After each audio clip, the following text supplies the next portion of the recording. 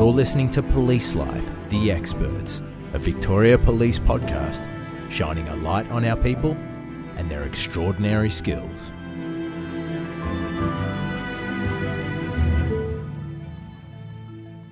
This podcast episode contains references to physical violence. Listener discretion is advised.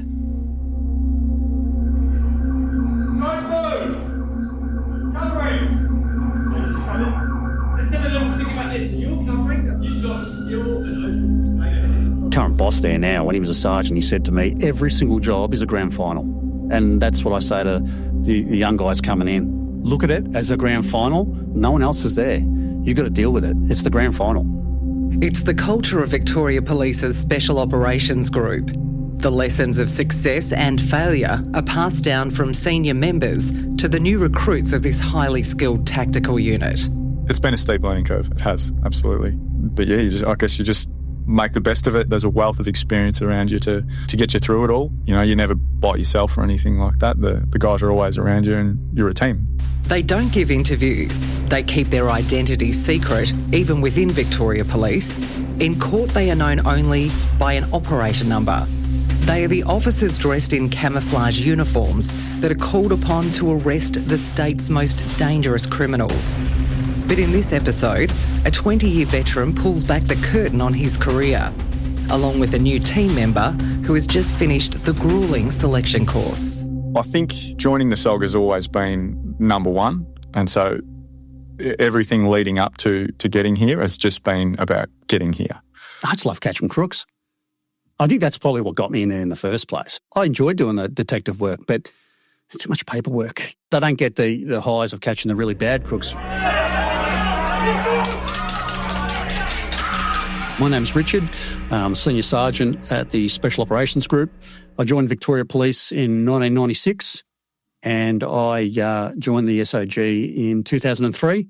I spent 15 years at the SOG before I left on promotion to Senior Sergeant in uniform, and I came back to the SOG in 2021. I'm Tom. I joined Victoria Police in 2017. I joined the SOG 2024. I worked at other specialist units and out in the country beforehand. So I left school 93 and didn't know what I wanted to do, but really didn't want to go to university and thought about the police force. So my father he started in 1963, so he was a cadet from long ago and obviously was a policeman for my whole time growing up. I didn't really look at it anything more than a job, though, when he really wouldn't tell me any stories about what happened. I remember getting through the academy and being at a training station, and a lot of the people there knew my old man, and they actually told me that I had big boots to fill. And he got a bravery award very early on in his career when he disarmed a man with a firearm. Actually, I'm lucky to be here today. The crook pointed the firearm at him, jammed it into his guts and pulled the trigger, and it misfired. So, Mum and Dad owned bakeries. So, yeah, I'm the first copper in my family. But I wanted to be a police officer from a very young age. We had police in schools programs, came to our primary school, secondary school and stuff like that. And those members that had come into the school were very good role models. So I decided to go to uni and I studied PE outdoor ed. So I got into education after uni. I only taught for about 12 months, just in a casual capacity, and then, joined the police after that. So I've still got that degree, but I don't use it at all. Tom's role models have become old hands like Richard. After 15 years on the SOG frontline, Richard left the unit to take up a role as a senior sergeant in another squad. He returned to the SOG in a supervisory role. But on the very first job, Richard was back in the action. So it was just a standard cordon call to arrest a person for, I think, a number of nasty offences, firearms offences and the like. So I'm just going to drive the ballistic vehicle into the driveway, and he had his car in the driveway facing out. And, of course, as the Bearcat was coming down the street. The Bearcat is a heavily armoured vehicle that is used to safely approach dangerous situations. The only problem, it was 20 seconds away when this unfolded. He's decided to walk out of the house straight into the car to drive off. And so I just said for one of the forebies to block the driveway so they couldn't drive out. He drove straight into the four-wheel drive and The driveway, the next place over was a vacant block. So the crooks put it in reverse, driven sideways through the fence into the vacant block. One of the Forbies has followed the car through the fence and tried to block him in with another Forbie. He's been able to avoid the second Forbie and go to drive out through the vacant block. Richard and his inspector were there to observe and supervise. But making critical decisions goes to the heart of being in the SOG. I looked at the inspector who's in the car with me and I'm like, oh, we're going to have to get involved here because we could see it happening. So I've pulled up across the major strip and he's driven straight in the front of my car. So that stopped him coming out of the vacant block, but he's put it in reverse and floored it back through the fence on the other side and into the backyard of a house. And then he's run off on foot. And we've arrested him a short time later. I looked at the inspector and he looks at me, he's like shaking his head, he goes, welcome back. I guess it's just a bit of a reality check, like for the types of jobs that the SOG go to and the types of jobs that may come our way now that we're in the unit. You know, those jobs receive a lot of media attention. You know, they're big crooks. And it's just a stark reminder that that's the calibre of crook we're dealing with and that's the calibre of incident that we're going to be expected to resolve. Given that it's always where I wanted to end up, it's fantastic to throw the uniform on and like do the job. Yeah, my head's still spinning a little bit. You know, it still doesn't quite feel real, but yeah, it's fantastic. It's really good. It's regarded as a dangerous job, but Richard has a different viewpoint. Uniform have the most dangerous job. They go to everything unknown. They have limited training in dealing with high-risk offenders. We have the training. We have usually the understanding and the planning of what we're going into, and we have the equipment and the technology. There's times when you've got to make split decisions and deal with what you see, but a majority of the time, there's an ongoing risk assessment. There's an ongoing contingencies and planning for actions to be taken based on what the person dictates. So we will plan for the safe arrest of a person and we'll have contingencies for if they do this, and this, what actions we will take. The uniform don't have that time to make those plans majority of the time. When I first got there in 2003, you might do 50 jobs a year to the point now that we're doing, up towards 200 jobs a year. And if you're not doing jobs, you'll be doing training. So I think this week already, being Wednesday, we've done 2 jobs. So, yeah, and there's another one on later in the week. So today the guys are out training. It's very busy and it's heaps busier than what I think the general public would be led to believe. And, we're always doing something. A lot of the jobs the SOG get involved in is resolution of kidnappings, whether it be utilising the hostage might be in a vehicle and we'll do a mobile intercept on a car. We've done resolution or rescuing the hostage with using explosive entry on a hotel door to gain entry and secure the offender and save the hostage. We've also done ones where we've had to utilise the canine, the tactical working dog, to be released and impact the hostage taker and rescue the hostage. I suppose one particular one that comes to mind in a kidnapping and a hostage taking job was a few years ago now, where a guy was holding a knife to a male friend and he was off his face on drugs and he was very aggressive, and they were in a room in a house, in a bedroom in a house. So we had set our cordon up around that, and we had a emergency action plan to, if the triggers were met, i.e. that we believed the person was being injured in any way, that we would gain entry and get into the premises and rescue the hostage. I wasn't having a great role on the job. I was probably in the cordon at the time. Nothing was happening.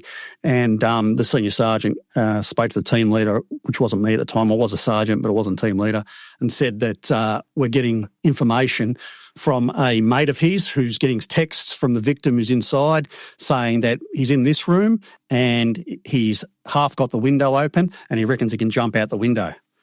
So the senior sergeant said, have you got a plan to maybe assist with that? And I said, look, my role's pretty null and void where I am now. I'm pretty happy. I'll crawl down the side of the house and get underneath the window and we'll set it up so we've got members on the other side of the fence opposite the window, which was down the side of the house. So it was about 1.5 meters wide.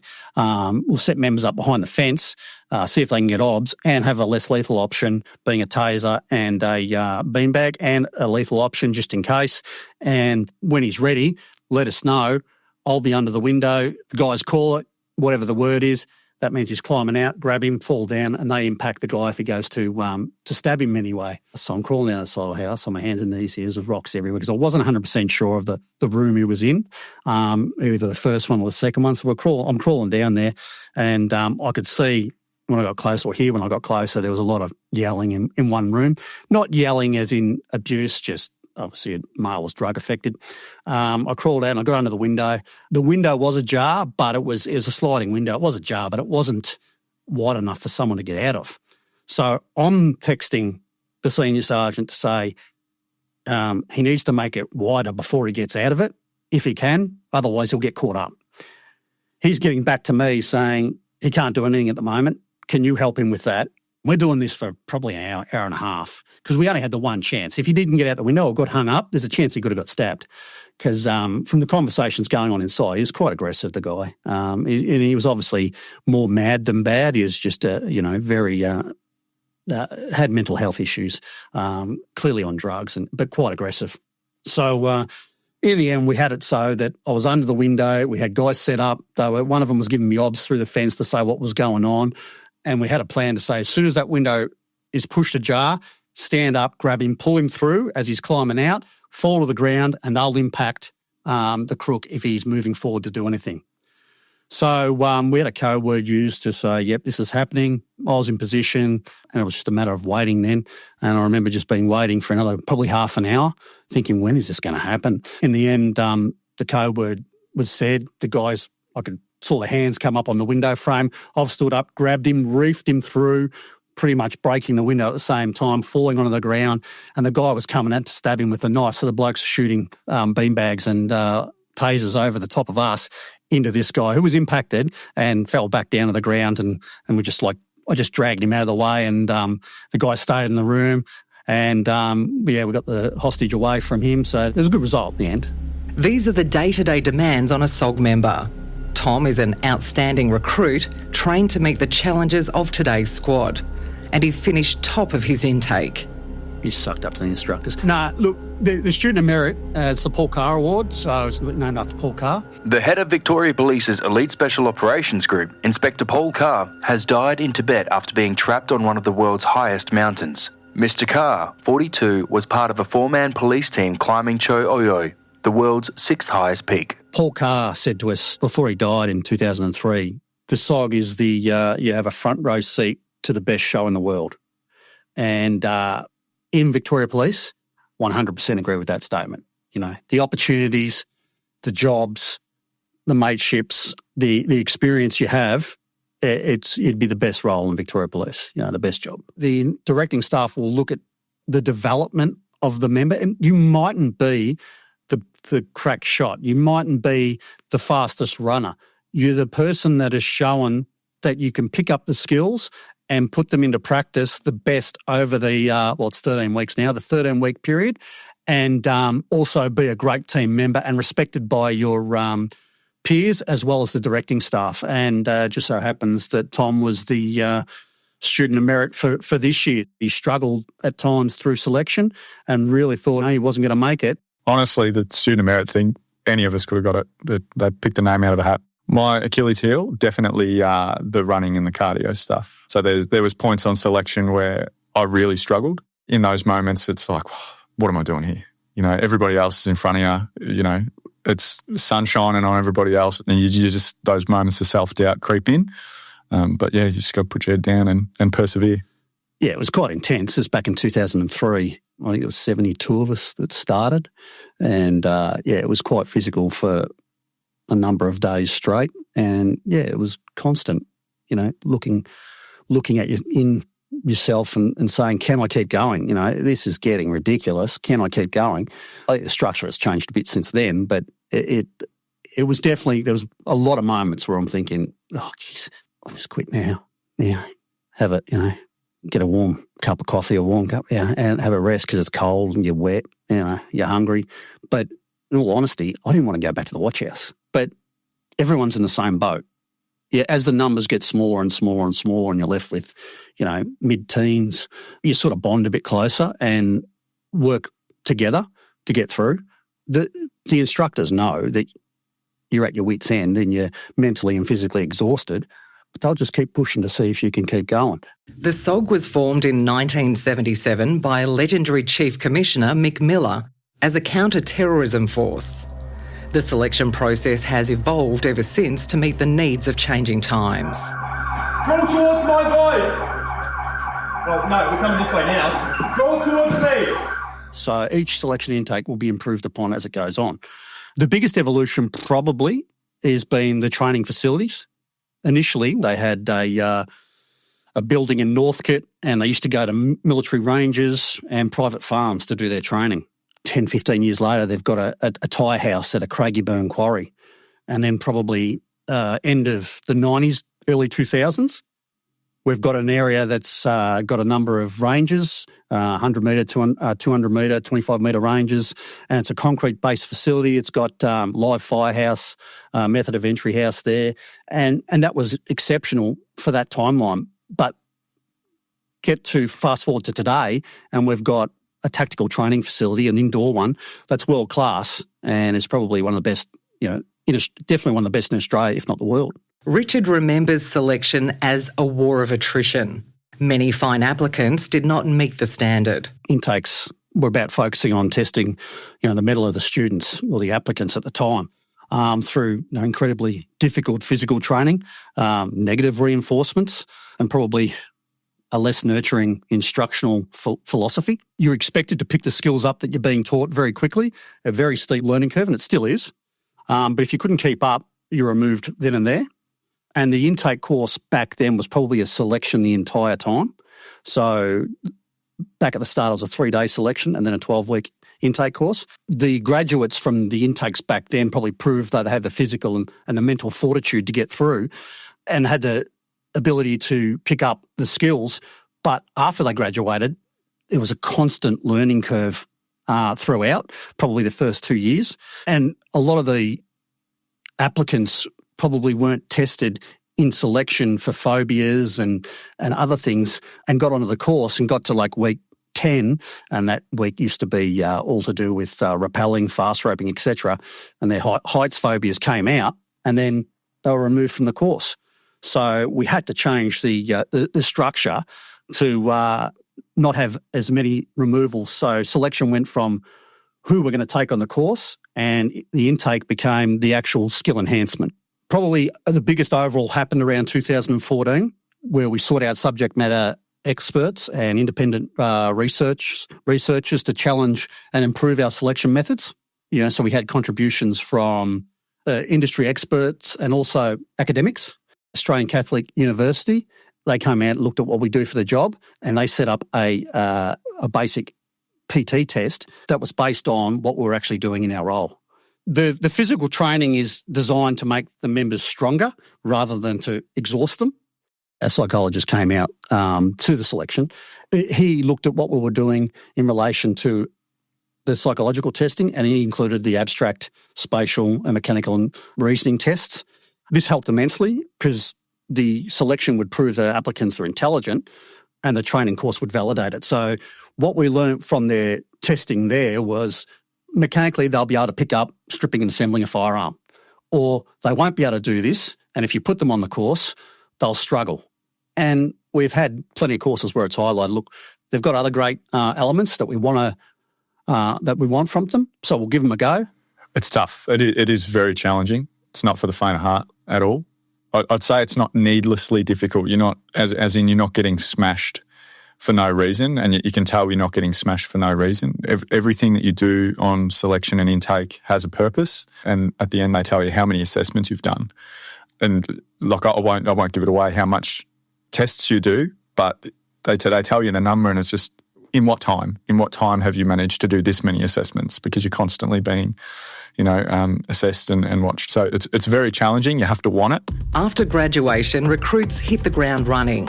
Every job is a grand final, as Richard Sargent told him. Oh, look, every job that the SOG do, the guys draw their firearm. So they've always got their firearm out to deal with the crooks. Day one for Richard was the arrest of one of Australia's most notorious crooks, contract killer Andrew Veneman. Graduation night, I was on call, so we could be called out at any time. I think my first job was to arrest Andrew Veneman. as part of the underworld war that was going on at the time. So I remember seeing him get out of the car and he's on the ground and I had to strap him up and thinking, geez, this guy's tiny. He's probably 4 foot tall. So, I didn't think much of him, that's for sure. It was pretty straightforward, but it was good to get the first one out of the way. So my first job, I wasn't involved in the arrest at all. I had a role to play and did it. I've been involved in arrests after that. Once you get the cuffs on, it's just a great feeling. You know, as Richard said earlier, we just love catching crooks. You know, when you get those cuffs on and, you know, you're walking the offender out, or it's just like a feeling of like we won. And then we hand them over and you might have to make a statement or something, but you don't have to do the brief and all the dramas that go along with the court appearances nowadays. But, I just enjoy catching crooks. And I think that's what we're looking for is good coppers that enjoy catching crooks. You know, you have minimal 2 years experience on the road. You have, you don't need military experience. You don't need to go to cert. Just be a good copper that enjoys catching crooks. That's what we're after. You know, you're going to be faced with decision-making every day. You know, you have to make a decision about what you're going to do, good, bad, indifferent. Just make a decision. You know, you've got to do something. You're there to provide, a service to the community. You're there to provide, skills in arrest situations. You're there to do a job. Doing that job requires you to make a decision. You treat it like an NFL team. So you've got your big brawny guys that do a lot of the heavy lifting. You've got your quarterback that is able to be a good team leader, read the plays, and then you've got your running backs, your linebackers, etc., that they can fit in and can do their role. So yeah, we have guys that are 6'5" and built huge, and we've got guys that look like they're 12-year-olds. So, they're not big at all, but they can do the job and are very good at it. Tom fits the running back mould, while Richard is definitely a quarterback. February 18th, 2005 was another grand final for the SOG. A possible mobile intercept at rush hour on a rainy Friday night. A dangerous suspect is on the move, ready to shoot it out with police. Shots fired in South Melbourne. I've got a ballistic vest on and I've got a ballistic helmet, but I've got no ballistic face shield or anything like that. Before I've moved forward, I've turned to two of the members and I said, you cover me. So I moved forward thinking that if he's there when I smash this glass and he fires, it's it for me. But the idea was we had to do something. 10 days earlier, homicide detectives had briefed the SOG on Operation Motto, the investigation into the murder of Sydenham man Brian Bottomley, and the hunt for Wayne Joannou, the killer. Joannou was a violent career criminal with a long history. I think it was the 7th of February that year, Wayne Joannou had attended a associate's house, another well-known criminal, we'll say. And it was his girlfriend's house, actually. He attended there and walked in and shot this person in the head and then forced the victim's girlfriend to drive him to a Bunnings store where he purchased a power saw, went back to the address and proceeded to cut up the victim, put him in plastic bags and dispose of his remains. His remains have never been found. He's actually left that address and left the traumatised girlfriend, who has proceeded then to attend Keilor Downs police station she attended and report what had happened. That same day, Wayne Joannou has gone to the Keilor Downs police station to report on bail. He's attended the foyer and the policeman there knew he had to be arrested. He's obviously worked out that something's not right and he's decamped. Then for the next couple of weeks, the hunt was on to find him. The SOG had arrested Joannou before in 2003 and expected to be involved in the capture of this dangerous man. They waited for the call, working on scenarios for a safe arrest. So it was a Friday.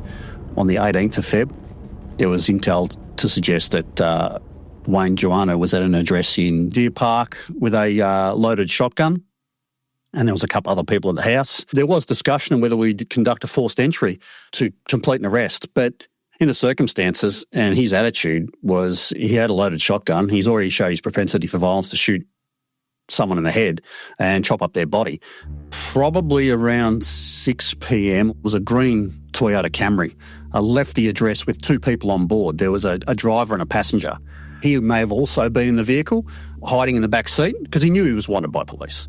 We received intel that he had advised the driver that if they're pulled over by police, he's going to shoot the uniformed police officers. And their driving wasn't, I suppose, conducive to not being pulled over. It was peak hour and they were making their way through traffic via emergency lanes, so they'd stand out. We didn't want to have uniformed police pull a vehicle over and end up in a shootout with this guy. So the vehicle made its way from Sunshine in a direction towards the city. Now, this is, as I said, 6 o'clock, a bit after 6 o'clock on a Friday afternoon. Traffic was pretty poor, but we received intel that there was someone in the back seat probably about 5 to 10 minutes after it left the address. So the intel then was, we're going to move closer. There were concerns he was forcing the driver and passenger to take him somewhere, but we weren't 100% sure of that at that time. When we made our way into a bit closer to town, it was just nightmare getting all the vehicles through the traffic. They were in the South Melbourne area and we were nearby. We were probably about a kilometre away. They moved into a Bank Street, South Melbourne, and took a 45-degree park. At that stage, it was confirmed that he was in the back seat, and we had other information that said that he was armed with a pump-action shotgun. There was some intel to suggest that they were scoring drugs. He was heavily using ice. They'd come to an address to score, basically. The team leader who was running the job, he was next to me in the front passenger seat, so I was driving the lead car of the team. There was probably another 3 or 4 vehicles involved, so there was quick planning in relation to what we were actually going to do to effect an arrest as best as possible. We were going to drive into Bank Street. They're in a 45-degree park. It was on the southern side of the street. We were turning right, so it was on our left. If you're driving up Bank Street, the vehicle was on our left in a 45-degree park. The first vehicle, being myself, was going to drive past the vehicle and stop just past it. Second car was going to hit it from the rear. Now, the idea to drive the second vehicle into the rear was to disrupt the people inside the car to think, what the hell's going on? At that stage, we would have the sirens and the blue lights on our vehicles as well. And the third vehicle was going to sit to the opposite side of where I was, so stop just prior to the vehicle. Now, the idea to position the vehicles like that was also to protect ourselves in case there was going to be any sort of shooting, that we wouldn't be crossfire amongst ourselves at all. So that was going to be the setup as well. So we drove into Bank Street. I saw the vehicle. I could see there was 2 people in the front driver's seat and the passenger seat. I couldn't see anyone in the in the back of the car at that stage. I stopped past the car and I heard the impact of the second car colliding with the rear of the Camry. At that stage, I heard the rear doors open, so there was the 2 people in the back of my car were getting out, and the front passenger, the team leader, he was getting out of the front passenger seat next to me. He was calling, "Police, don't move." The team leader later explained to the coroner's court that he saw Joannou rise from the back seat and point his shotgun at him through the back window. And the next minute I look across at him and he's firing towards the Camry. He would have been probably 4 to 5 metres away, totally exposed. Like, the door's not protecting him. I, at this stage, couldn't see what was going on. All I could hear was that the shots were being fired. He's surrounded. He had nowhere to go. Basically, he's chosen to point his shotgun at police. Basically climbed up in the back seat and pointed the shotgun directly at the team leader and the rear seat passenger of my vehicle, directly at them. I took out my handgun and got out of the car and moved across to a parked vehicle, pretty much parallel with the Camry. I could see that there was a few small holes in the rear driver's side window and in the back of the Camry, the back window. There was a few holes in it. The glass had shattered, but it stayed in place. So you couldn't see into the back of the car at all. I could also see that my member was calling on the driver and another member on the other side was calling to the front seat passenger of the car to crawl towards them and get out of the way, and a couple of members moved forward, dragged them out of the way behind cover. So I knew at that stage I could see that they weren't injured. More than a dozen shots rang out in 20 seconds. The SOG could not tell whether Joannou had returned fire and whether he was still a threat. At that stage there was a call to use distraction device, which is basically a stun grenade. So there's 2 loud bangs and flashes. The idea was to throw them into the rear seat to smash the window to see what he was doing, and also in that case to distract him if he was still armed and wanted to take up the fight to the members. So there was a number of distraction devices being thrown. I took my best baseball pitch with one and piffed it, and it hit the lip of the roof and the window and ricocheted into the front yard of an address and just landed on the ground and had no impact whatsoever.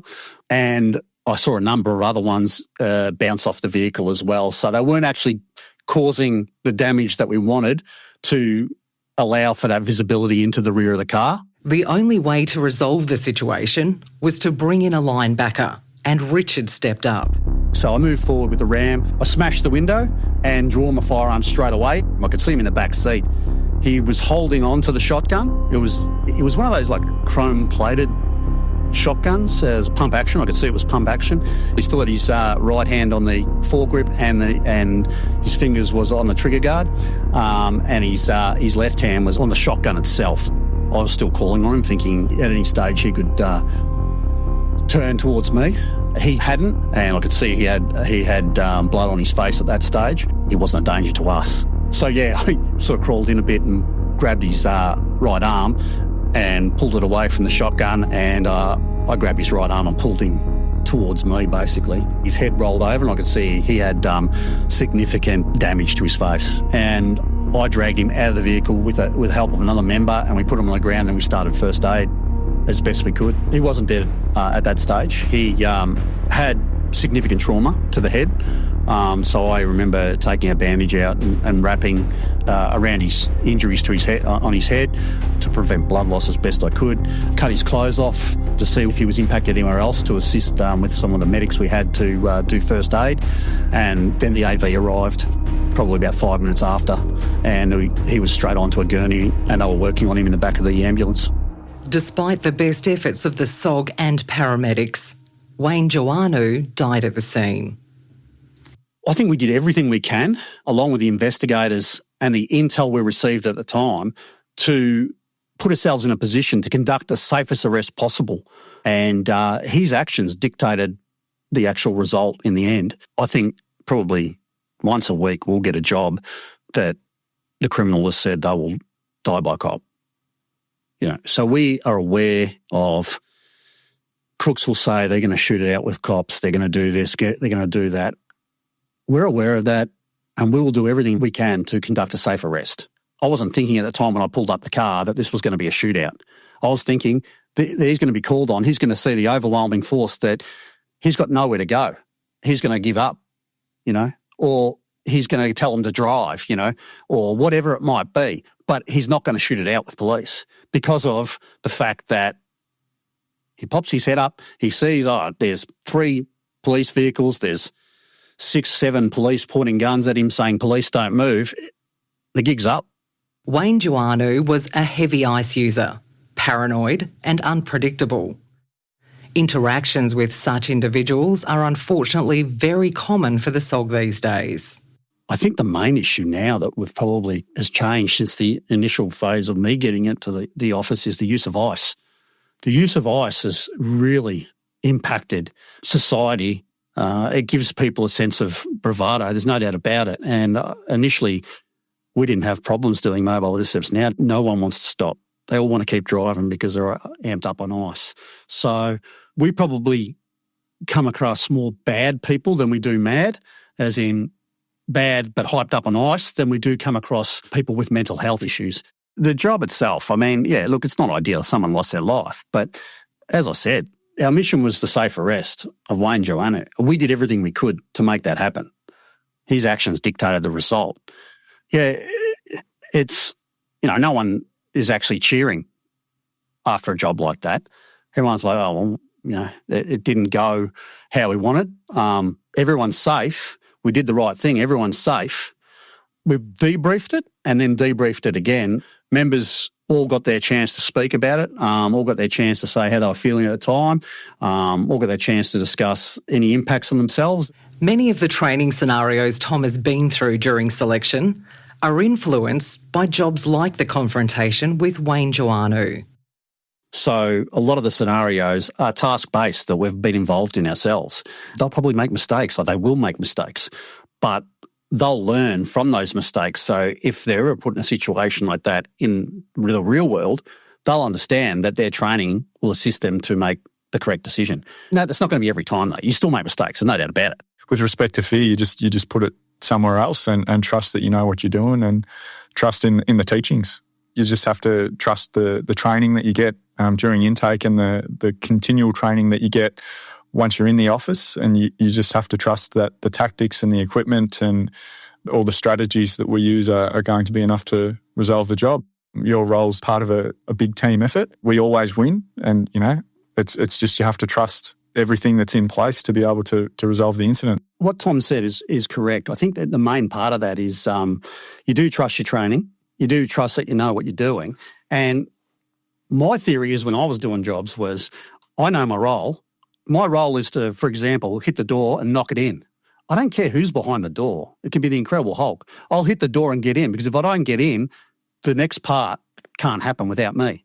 So it's very much like that on any job you're doing, whether you're driving the car, whatever role you have, you do it to the best of your ability and you know that everyone else will do theirs and we'll get a good result. And it's up to the team leaders to make the decisions if things don't go right, risk assess and come up with another plan at the drop of a hat.